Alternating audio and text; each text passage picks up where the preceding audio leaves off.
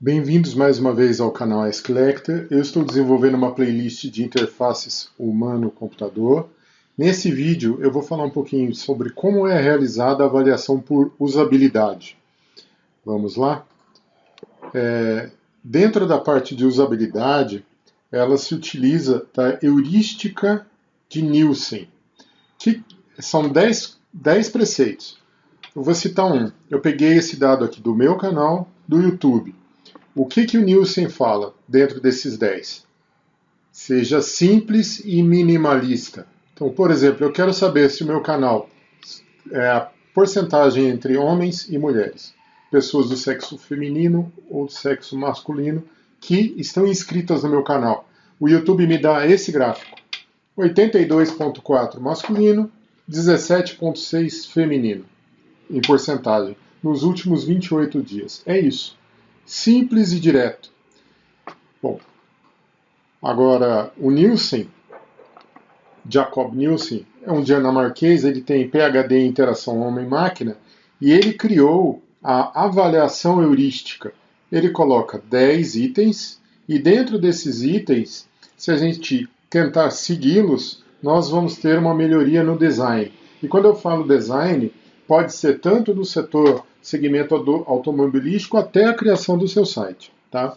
Bom, se você quiser se aprofundar mais, eu tenho vários vídeos que eu vou explicando passo a passo. Por exemplo, o que é flexibilidade no design, depois eu falo o que é avaliação heurística, quais são as 5 etapas da avaliação heurística e como definir o grau de usabilidade. Passo a passo, todos têm exercícios resolvidos, então fica bem fácil aí da gente acompanhar.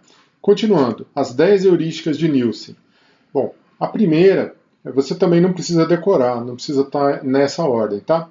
Visibilidade de qual estado estamos no sistema. Por exemplo, agora, você sabe que a gente já está basicamente no meio do vídeo, tá? Você consegue voltar, você consegue avançar. O ser humano não pode ter a sensação de estar perdido. Se ele tiver essa sensação quando você projeta aí o seu sistema, você está violando uma das 10 heurísticas, né? E assim vai. Por exemplo, tem que ter uma correspondência entre o sistema e o mundo real. Se você cria uma coisa que não existe no mundo real e não tem nenhum traço de realidade, possivelmente não vai gerar um interesse no ser humano.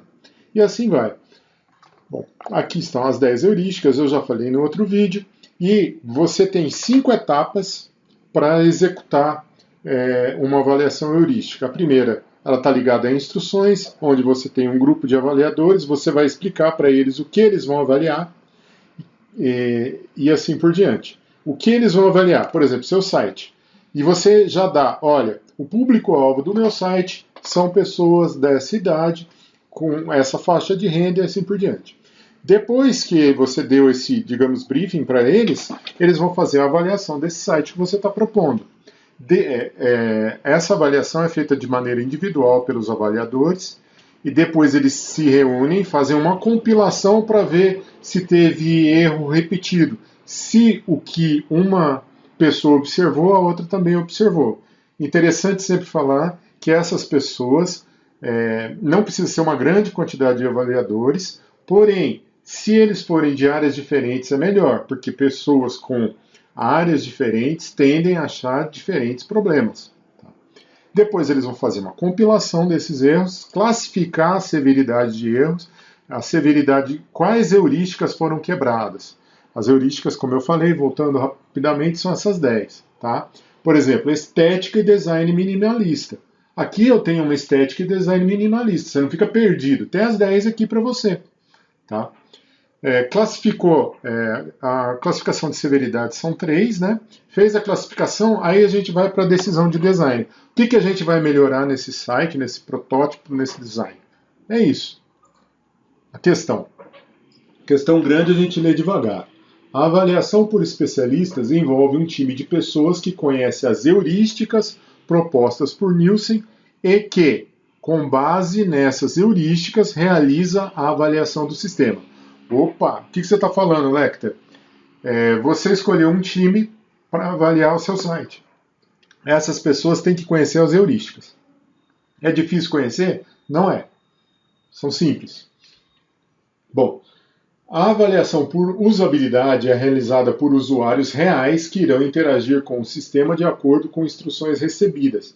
Então você vai pegar usuários reais e vão interagir com o sistema. Inclusive, você pode pagar esses usuários. Tá? Você pode. Geralmente eles dão brindes, nada muito exorbitante. Tá? Mas um brinde, a passagem, uma ajuda de custo e assim vai. Eles nunca indicam que você dê valores exorbitantes para os usuários. Por quê? Você quer que eles testem o sistema e não que eles venham por causa do dinheiro. Tá? Bom, com base nas informações apresentadas, avalie as asserções a seguir e a relação proposta entre elas. Bom, então ele me dá duas asserções e eu tenho que falar se elas estão corretas, estão erradas, né?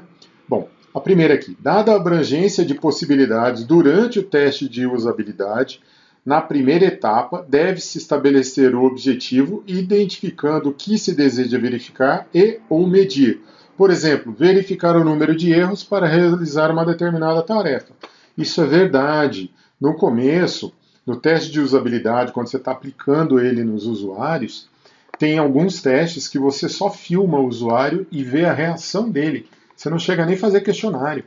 Entendeu? Ele se assustou, não gostou, quanto tempo ele ficou utilizando o sistema, teve êxito, não teve. Então, no primeiro momento, você tem tantas coisas a perguntar que você tem, muito abrangente, que você tem que verificar, você tem que escolher o que você vai medir. Quanto tempo o usuário fica na tela do computador? Esse seria um parâmetro. O usuário ele desiste de fazer a tarefa? Não. É um jogo, ele chega até o final, ele tem dificuldades, é desafiador. Quantos minutos ele fica? Tá vendo? Se você não tiver os parâmetros já pré-concebidos, você às vezes não sabe nem o que perguntar. E não sabendo o que perguntar direito, você acaba tendo lá na frente as heurísticas falhas. Erro na heurística que você não conseguiu identificar porque você não soube perguntar. Primeira é verdadeira, por quê? Na próxima fase, então na primeira, você verificou lá o número de erros de uma determinada tarefa. Na próxima fase, será realizado o planejamento que envolve a identificação do perfil e expectativas dos usuários, obter dos dados dos cenários, coletar impressões e realizar a apreciação das informações. Essa aqui é falsa. Na próxima fase, você vai realizar o planejamento que vai identificar o perfil? Não. Você primeiro planeja para qual perfil você vai fazer esse site, ou esse projeto, ou esse protótipo. O protótipo pode ser, inclusive, bem simples, feito no papel. Você não precisa sair com um protótipo caríssimo e depois você vai melhorando. Tá? Então a primeira é verdadeira, a segunda é falsa. Aí você vai ter lá as opções que a universidade, ou o curso, ou o concurso tenta te bagunçar a cabeça. É uma dica do Lecter. Você acha que essa aqui é verdadeira? Escreve V. Essa aqui é falsa. Aí fica mais fácil você não se confundir nas alternativas. Eu espero ter ajudado. Se você quiser se aprofundar, Interação Humana com o Computador, do David Benioff, é um livro que eu gosto de ler. Ele é simples, com muitas figuras que deixam a coisa bem clara. Por quê? O David Benioff bebe da fonte da heurística. Um abraço de Lecter, até mais.